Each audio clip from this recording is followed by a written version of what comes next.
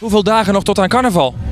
Oh jee, je overvalt me even met deze vraag. Maar ik bedoel, juli, augustus, september, oktober, november, 4 maanden, 5 maanden, 150, 160 dagen. Maar de deurzakkers in de zomer, dat is toch op zich best uniek? Ja, maar dat doen we al jaren eigenlijk. We hebben onze zomertour al een jaar of 6. Dit jaar ook weer voor het 6e jaar. En in de periodes in de 80 jaar brachten we ook al liedjes uit. Stapje naar voren, binnen beter naar buiten. Er waren toch liedjes die ook een zomers tintje hadden. Wij hebben op een gegeven moment een ander ritme gegeven aan de liedjes die wij maakten in begin jaren 80.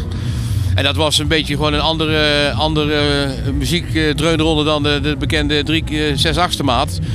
Maar de voorlopers van Apres-ski wil ik niet zeggen. Maar we zijn wel degene geweest die in ieder geval even dat andere soundje eraan gaven. Maar we hebben het duidelijk uit die Hoenpapa-sfeer gehaald en we hebben daar een nieuw soundje aan gegeven. En ik moet zeggen, ik heb, en dat hebben wij allebei wel vernomen, jaren daarna wel, dat heel veel die nieuwe sound van ons naast hun producties gingen leggen om eens even te luisteren hoe wij dat deden.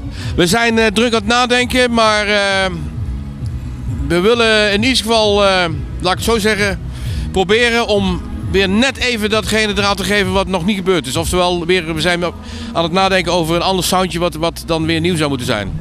We hebben nog geen nieuw liedje, maar we zijn er wel volop mee bezig. Ondanks het feit dat de zon schijnt. Het Nederlandse lied, wij worden ermee overvoerd gelukkig. Hè?